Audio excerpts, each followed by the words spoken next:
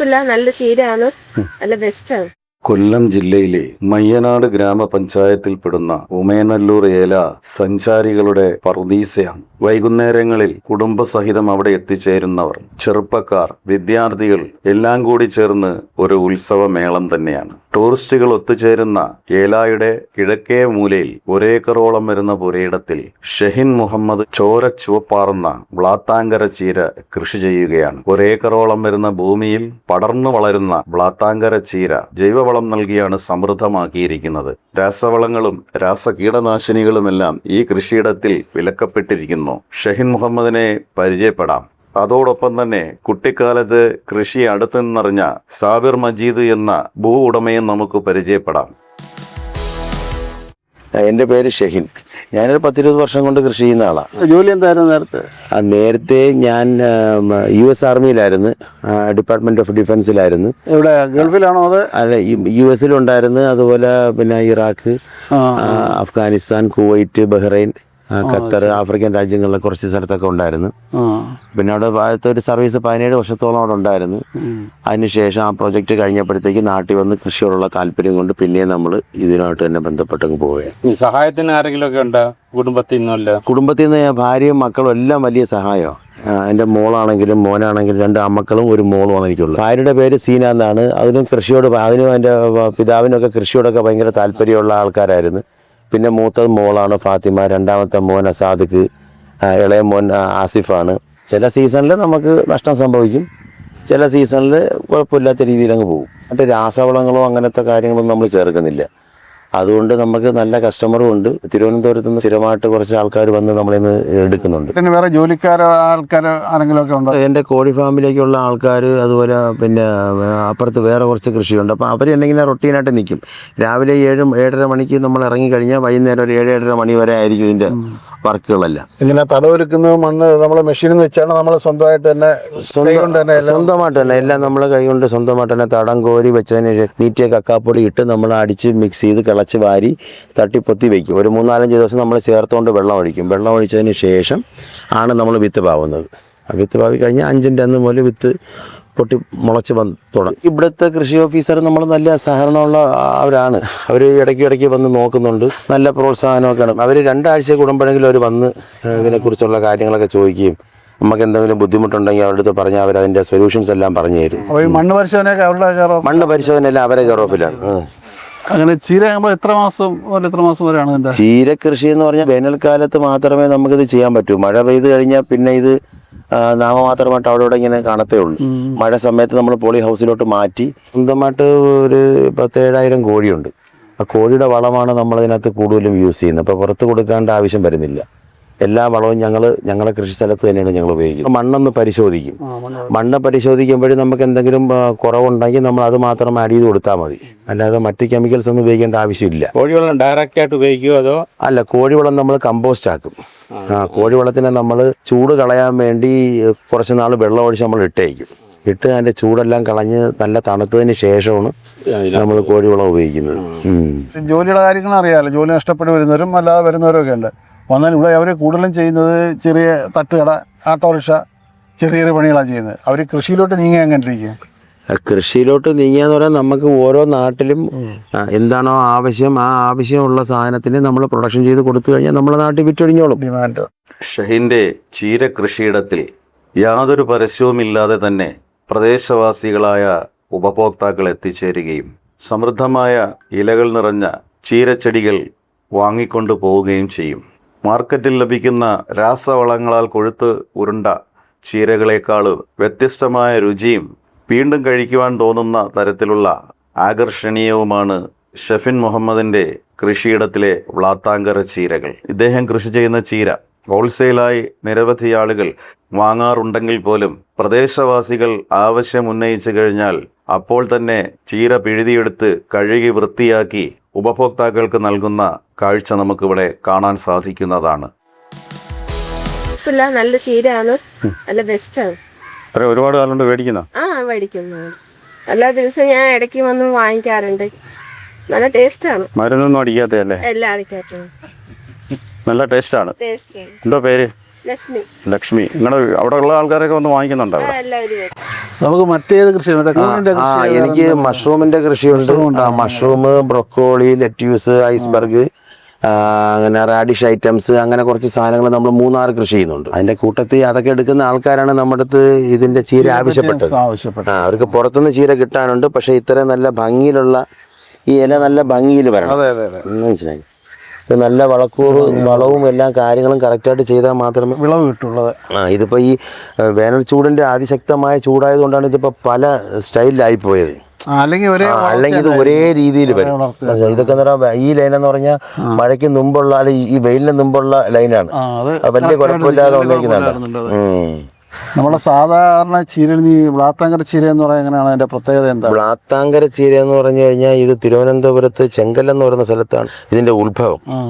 അവിടെ തങ്കയ്യൻ എന്ന് പറയുന്ന ഒരാളാണ് ഇത് ആദ്യമായിട്ടിത് വികസിപ്പിച്ചെടുത്തത്. അപ്പൊ ഇതിന്റെ ഒരു പ്രത്യേകത എന്ന് പറഞ്ഞാൽ ഇത് മറ്റുള്ള സാധാ ചീരകൾ പോലെ പെട്ടെന്ന് ഇത് പൂത്തു പോകില്ല. ഇത് കുറച്ചുകൂടെ നിന്ന് നല്ല ഇതാക്കി നമുക്ക് എടുക്കാൻ പറ്റും. മറ്റുള്ള ചീരയേക്കാൾ ഇത് നല്ല നിറമാണ്. മറ്റേ എളുപ്പ പൂത്തുപോയാലും നമുക്ക് നഷ്ടമാണ്. എളുപ്പ പൂത്തുപോയാലും നമുക്ക് നഷ്ടമാണ്. വിളവെടുക്കാൻ പറ്റാതായി പോകും. നമ്മൾ ഈ ചീര എത്ര നാൾ വേണം ഇത് മുളപ്പിച്ച് നമുക്ക് കൃഷി ഫലം എടുക്കുന്നതിന്? ഇത് വിത്തിട്ട് 60 ദിവസമാണ് നമ്മുടെ ഇപ്പോഴത്തെ കാലാവസ്ഥ. 50 മുതൽ 60 ദിവസത്തിനകത്ത് നമുക്ക് വിളവെടുക്കാം. അപ്പോഴേ നമ്മുടെ കസ്റ്റമർ ആ ടൈമിൽ എത്തുമല്ലോ. ആ സമയത്ത് കസ്റ്റമർ എത്തും. വിത്തിന് അങ്ങനെ നമുക്ക് നിർത്താനും പറ്റൂല. ഇത് കാരണം കാലാവസ്ഥ കണക്കൂട്ടിയെടുത്താലേ നമുക്ക് ആ വിത്ത് പാകപ്പെട്ടെടുക്കും കിട്ടുള്ളൂ. ചീര വിറ്റില്ലെങ്കിൽ നമുക്ക് അതിനെ വിത്താക്കാന്നും പറഞ്ഞ് നിർത്താൻ പറ്റൂല. ഈ വിത്ത് പുറത്ത് കൊടുക്കുവോ? ആവശ്യക്കാർ വന്ന് ചോദിച്ചാൽ കൊടുക്കും. കിലോ എങ്ങനെ? കിലോ നമ്മൾ 3000 മുതൽ നല്ല വില കൂടുന്ന സമയത്ത് 6000 രൂപ വരെ വില കൂടുന്ന സമയമുണ്ട്. കോഴി ഫാം എവിടെയുള്ളത്? കോഴി ഫാം നമുക്ക് ഇവിടെ ആലുംമൂടിലും ഉണ്ട്, കടയ്ക്കലും ഉണ്ട്, തെന്മലയിലും ഉണ്ട്. 3 സ്ഥലത്തായിട്ട് നമ്മൾ ചെയ്യുന്നുണ്ട്. ബ്രോയിലർ കോഴിയല്ല, മുട്ടക്കോഴി, തനിനാടൻ കോഴി. കൃഷി പുതുതായിട്ട് വരുന്ന ആരെങ്കിലും നമ്മളൊരു പാട്ടത്തിന് മറ്റോ എടുത്ത് ചെയ്താൽ അത് മുന്നോട്ട് കൊണ്ടുപോകാൻ പറ്റില്ല. ലാഭപ്പെടുത്തി എടുക്കാനെന്ന് പറഞ്ഞാൽ നമുക്ക് ചീര മാത്രം കൊണ്ട് നമുക്ക് ജീവിക്കാൻ പറ്റത്തില്ല. എനിക്ക് ഏകദേശം 32-33 ഐറ്റം പച്ചക്കറി ഞാൻ ഇന്ന് കൃഷി ചെയ്ത ആൾ. പല കൃഷികളും കൂടെ നമ്മൾ ഒരുമിച്ച് ചെയ്യുമ്പോഴാണ് ഒന്നിനകത്ത് നഷ്ടം വന്നാലും നമുക്ക് അതിൻ്റെ അടുത്ത പ്രാവശ്യം വരുമ്പോഴത്തേക്ക് തിരിഞ്ഞു വരും. ഇവിടെ ഇപ്പോൾ എനിക്ക് വേറെ എല്ലാം കൂടെ ചെയ്യാനുള്ള സംവിധാനമില്ല. അതുകൊണ്ടാണ് ഇവിടെ ചീര മാത്രം ചെയ്യുന്നത്. ബാക്കിയെല്ലാം പല സ്ഥലത്തായിട്ട് നമ്മൾ ചെയ്യുന്നത്. ഇവിടെ ഉൽപ്പാദിപ്പിക്കുന്ന സാധനങ്ങൾ വിഷരഹിതമാണ്. അതെ, ഇത് ആരോഗ്യത്തിന് നല്ലതാണ് എന്നുള്ള കാര്യം ജനങ്ങൾക്ക് ബോധ്യമായി കഴിഞ്ഞാൽ ഈ RCC സെന്ററിലൊന്നും പോയി ഇത്തരം കിടക്കേണ്ട ആവശ്യം വരില്ല. ഇപ്പൊ എന്റെ വീട്ടിലെന്ന് പറഞ്ഞാൽ ഇന്നിപ്പോ നമ്മൾ സാമ്പാർ വെച്ച് അതിന്റെ ഇടയിൽ ഒരു വെള്ളരിക്ക കിടന്ന് ആ ഒരു വെള്ളരിക്ക കൊണ്ട് മാത്രമാണ് ഞങ്ങളെ വീട്ടിൽ സാമ്പാർ വെച്ചത്. ആ ഒരു വെള്ളരിക്ക മാത്രം കൊണ്ടാണ്. ഇച്ചിരി പരിപ്പ് ഇട്ട് ഇച്ചിരി ചീരയും കൂടെ ഇട്ടപ്പോഴത്തേക്ക് അത് ഭയങ്കര ടേസ്റ്റായി. തമിഴ്നാട്ടിൽ നിന്നും വരുന്ന ഈ പച്ചക്കറികളെ നമ്മൾ കഴിവിൻ്റെ പരമാവധി നമ്മളെ ഒഴിവാക്കാൻ വേണ്ടി നമ്മൾ ഓരോരുത്തരും ശ്രമിച്ചു കഴിഞ്ഞാൽ നമ്മുടെ നാട്ടിലുള്ള ഈ സാധനം നല്ല വിലയ്ക്ക് വിറ്റും പോവും. ഒരുമാതിരിപ്പെട്ട അസുഖങ്ങളിൽ നിന്നെല്ലാം നമുക്കൊരു മുക്തി നേടും. നമ്മളെ ഉൽപാദനം കൂട്ടണ്ടേ? ഉൽപാദനം കൂട്ടാൻ. കാരണം എന്ന് പറഞ്ഞാൽ നമുക്കിപ്പോൾ കൃഷി സ്ഥലങ്ങളിൽ തന്നെ ഇത് ചെയ്യണമെന്നില്ല. ഇപ്പോൾ ഓരോ വീടുകളിലും നമ്മൾ ചെയ്താൽ മതി. ഓരോ വീടുകളിലും നമ്മളെ കൊണ്ട് ഒക്കുന്ന രീതിയിൽ നമ്മൾ കൃഷി ചെയ്താൽ മതി. ഇപ്പോൾ ചീരയാണെങ്കിലും വെണ്ടയാണെങ്കിലും പാവലാണെങ്കിലും ഏതാണെങ്കിലും നമുക്ക് ആ രീതിയിൽ ചെയ്ത് കഴിഞ്ഞാൽ നമുക്കിതെല്ലാം ഉൽപ്പാദിപ്പിക്കാൻ പറ്റും വീട്ടിനകത്ത്. പുതിയ തലമുറയോട് നമുക്ക് എന്താണ് പറയാനുള്ളത് അതിനെപ്പറ്റി, കൃഷിയെപ്പറ്റി പറഞ്ഞാൽ? കൃഷിയെപ്പറ്റി പറയേണ്ട ഒരു കാര്യം എന്ന് പറഞ്ഞു കഴിഞ്ഞാൽ പുതിയ തലമുറ അവരവരുടെ ജോലിയും പഠിത്തവും കഴിഞ്ഞിട്ട് ബാക്കിയുള്ള സമയങ്ങളിൽ കൃഷിയിലിറങ്ങണം. ഇപ്പം എൻ്റെ വീട്ടിലെ അവസ്ഥ, എൻ്റെ മോൻ എഞ്ചിനീയറിംഗ് പഠിച്ച് കഴിഞ്ഞിട്ട് അവൻ നിൽക്കണം, വേറെ പല കോഴ്സുകളും പഠിക്കാൻ പോകുന്നുണ്ട്. പക്ഷേ അവന് ഫ്രീ ആയിട്ട് നിൽക്കുന്ന സമയങ്ങളിലെല്ലാം വന്ന് എൻ്റെ കൂടെ വരികയും എൻ്റെ അടുത്ത് വന്ന് നമുക്കിവിടെ വേണ്ടിയ സഹായങ്ങൾ ചെയ്തു കയറി എടുക്കുകയും ചെയ്യും. അപ്പോൾ പുതിയ തലമുറയിൽപ്പെട്ടവരും ഈ ജോലിയും കാര്യങ്ങളും കൊണ്ട് പല ഇങ്ങോട്ടും മാറിപ്പോവാതെ ഉള്ള സ്ഥലങ്ങളിൽ തന്നെ ഇത് ചെയ്യാൻ വേണ്ടി ചെയ്ത് ഇറങ്ങണം. നമ്മൾ പൊതുവെ കൃഷി നഷ്ടം എന്ന് പറയുന്ന ഒരു കാലഘട്ടമാണ് ഇപ്പോഴേ. അതിൽ നിന്ന് നമുക്കെങ്ങനെ ഇത് എന്താണ് ജനങ്ങളോട് പറയാനുള്ളത്? ഇപ്പോൾ പുതുതായിട്ട് കൃഷിയിലേക്ക് വരുന്നവരെ ലാഭപ്പെടുത്തിയെടുക്കാനെന്ന് പറഞ്ഞു കഴിഞ്ഞാൽ നമ്മളെ കേരളീയരെ സംബന്ധിച്ചിടത്തോളം 2 വിഭാഗം ജനങ്ങളാണ് ഇവിടെ ഉള്ളത്. ഒരു വിഭാഗം എന്ന് പറഞ്ഞാൽ ഏറ്റവും വില കുറഞ്ഞ സാധനം എവിടെ നിന്ന് കിട്ടും അവിടെ പോയി മേടിക്കാൻ നോക്കും. 5 കിലോ ഉരുളൻകിഴങ്ങ് 100 രൂപയ്ക്ക് കിട്ടുന്നതും ഞങ്ങൾ കൃഷി ചെയ്ത് ഉരുളക്കിഴങ്ങ് എടുത്താൽ കിലോ 100 രൂപയാവും. പക്ഷെ അത് മേടിക്കാൻ ആളില്ല. പക്ഷെ അത് ഒരു പ്രാവശ്യം മേടിച്ച് കഴിച്ചു കഴിഞ്ഞാൽ അവൻ്റെ ജീവിതത്തിൽ പിന്നെ ഉരുളക്കിഴങ്ങ് ഈ 5 കിലോ ഉരുളൻകിഴങ്ങ് 100 രൂപയുടെ സാധനം മേടിക്കില്ല. ഇപ്പോൾ എനിക്ക് തന്നെ ഉരുളക്കിഴങ്ങിൻ്റെ കൃഷിയുണ്ട്. ഞാനൊരു 50 കിലോളം ഞങ്ങൾക്കൊരു മാസം ഞങ്ങൾ പ്രൊഡക്ഷൻ ചെയ്യുന്നുണ്ട്. പക്ഷേ അത് 1 കിലോ ഇപ്പോൾ 170 രൂപയായി. നമുക്ക് വിറ്റാലും എടുക്കാൻ വേണ്ടി സ്ഥിരമായിട്ട് നമുക്ക് ആൾക്കാരുണ്ട്. അപ്പോൾ ഈ കേരളീയർക്ക് ഒരു 50% ആൾക്കാരുടെ പ്രത്യേകത എന്ന് പറഞ്ഞാൽ ഏറ്റവും വില കുറഞ്ഞ സാധനം ഇവിടെ കിട്ടും, അവിടെ പോയി മേടിക്കും. അപ്പം നമ്മൾ കേരളത്തിനകത്ത് തന്നെ ഏറ്റവും നല്ല കൃഷി ചെയ്ത് വിഷം ഒന്നും അടിക്കാത്ത രീതി, വിഷമില്ലാത്തത് നമ്മൾ കൃഷി ചെയ്ത് മാർക്കറ്റിൽ വരുമ്പോഴത്തേക്ക് അതിനൊരു പ്രോത്സാഹനം തരണം.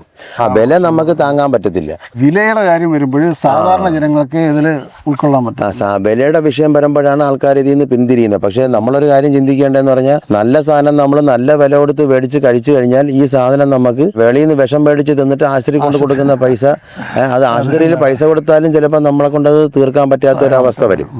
വ്യത്യാസം എങ്ങനെ അറിയാൻ പറ്റും? പക്ഷേ അത് നമുക്ക് കാഴ്ചയിൽ നമുക്കിത് അറിയാൻ പറ്റില്ല. ഇപ്പം നമ്മൾ തന്നെ എൻ്റെ ഒരു ചെറിയ ഉദാഹരണം ഞാൻ പറഞ്ഞു തരാം. പിന്നെ നമുക്കെന്ന് പറഞ്ഞാൽ പിന്നെ ഈ കീടങ്ങളെ നിയന്ത്രിക്കാൻ ഒരുപാട് വഴികളുണ്ട്, മനസ്സിലായില്ലേ? ഇപ്പോൾ ഈ സാധാരണ പുറത്തുനിന്ന് വരുന്ന പച്ചക്കറികളെന്നൊക്കെ പറഞ്ഞു കഴിഞ്ഞാൽ അവർ കീടങ്ങളെ നശിപ്പിക്കാൻ വേണ്ടി ഒറ്റയടിക്ക് രാസകീടനാശിനികൾ അടിച്ചങ്ങ് പോകും. നമുക്ക് അതിൻ്റെ ആവശ്യമില്ല. നമ്മളെ നാട്ടിൽ തന്നെ നമുക്ക് ഒരുപാട് പിന്നെ കീടങ്ങളെ റെസിസ്റ്റ് ചെയ്യാനുള്ള ഒരുപാട് കാര്യങ്ങൾ നമുക്ക് സ്വന്തമേ തന്നെ നമുക്ക് ഉണ്ടാക്കിയെടുക്കാൻ പറ്റും. ഇപ്പം മഞ്ഞപ്പൊടിയും അതുപോലെ തന്നെ കാന്താരി മുളകും ചേർത്തുകൊണ്ട് ഒരു കഷായമുണ്ട്. അത് കഷായം നമ്മൾ ഉണ്ടാക്കി വെച്ച് അത് കറക്റ്റായിട്ടുള്ള രീതിയിൽ അത് ചെയ്തു കഴിഞ്ഞാൽ നമുക്ക് മെഷീനകത്ത് കയറ്റി ഈ മറ്റുള്ള സ്പ്രേ ചെയ്തങ്ങ് പോയാൽ മതി, മറ്റുള്ളത് അടിക്കും. പക്ഷേ ഇതിൻ്റെ ഒരു ബുദ്ധിമുട്ടെന്ന് പറഞ്ഞു കഴിഞ്ഞാൽ മറ്റേത് 150 രൂപ എടുക്കുമ്പോഴത്തേക്ക് 100 ml കെമിക്കൽ കിട്ടും, അതിന് ചിലവില്ല. ഇതെന്ന് പറഞ്ഞാൽ ചിലവും മെനക്കേടും കൂടുതലാണ്. അപ്പം ഞാൻ തന്നെ രാവിലെ 4 മണിക്ക് ഇറങ്ങിയതാണ്. ഇപ്പോഴും നമ്മൾ ഈ വേഷത്തിൽ തന്നെ ഇങ്ങനെ നിൽക്കുന്ന കാര്യം എന്ന് പറഞ്ഞാൽ ഇതുകൊണ്ടാണ്. അല്ലോ, കൃഷി എന്ന് പറഞ്ഞാൽ അമിതമായി ലാഭം നമുക്ക് ഇതിനകത്ത് പ്രതീക്ഷിക്കേണ്ട ആവശ്യമില്ല. കൃഷി എന്ന് പറഞ്ഞു കഴിഞ്ഞാൽ ഇത് മനസ്സിന് നല്ലൊരു ആനന്ദം. ഇപ്പോൾ ഇവിടെ തന്നെ ഇരിക്കാൻ വേണ്ടി കുറച്ച് പേരൊക്കെ വരും, ഇടയ്ക്കിടയ്ക്കൊക്കെ ഉദ്യോഗസ്ഥരൊക്കെ വരുന്നുണ്ട്. ഇവിടെ KSEB ഇല്ലാത്ത ഉദ്യോഗസ്ഥർ, അല്ലെങ്കിൽ മയ്യനാട് KSEB എന്നൊക്കെ നമുക്ക് നല്ല സപ്പോർട്ടാണ്. കറണ്ടിൻ്റെ കാര്യം എന്തെങ്കിലും വിളിച്ച് പറഞ്ഞാൽ അവർ ആ സെക്കൻഡിൽ തന്നെ ഇവിടെ വന്നിട്ടുണ്ട്.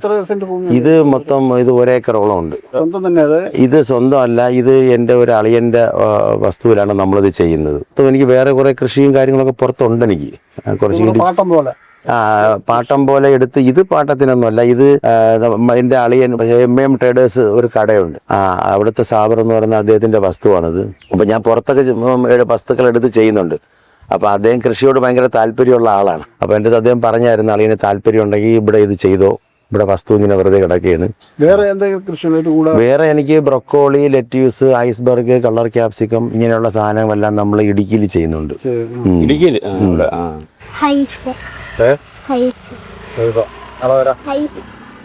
കൃഷിയെ കുറിച്ച് അറിയാമോ? പറ.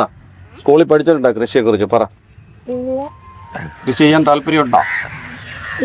ഇതൊക്കെ കാണുന്ന ഇഷ്ടമാണോ? വെള്ളമുള്ളപ്പോ ഞങ്ങൾ പരൽമീനെ പിടിക്കും. ബാല്യകാലം കിട്ടുന്നുണ്ട്. അത് നമ്മുടെ പഴയ കാലമാണത്. അതുകൊണ്ട് കാണിച്ചു കൊടുക്കുക. നമ്മളെ കഴിയുന്ന ഇനിയിപ്പോ ഈ ഇതല്ലേ ഉള്ളൂ. ഇതും തീർന്നുകൊണ്ടിരിക്കുകയാണ്. ഇപ്പോഴും ഈ ഒരു പാടശേഖരം കിടക്കുന്നതുകൊണ്ടാണ് അവിടെ ഒരു ടൂറിസ്റ്റ് കേന്ദ്രം പോലാണ് ഇപ്പോഴും. വൈകുന്നേരം ആയാലും നേരെ വണ്ടികളും ആൾക്കാർ വരുന്നു. കാണണമെങ്കിൽ വരും, ഇവിടെ വരും. അതെ, ഇവിടെ വരുന്ന ഒരു വൈബാണ്.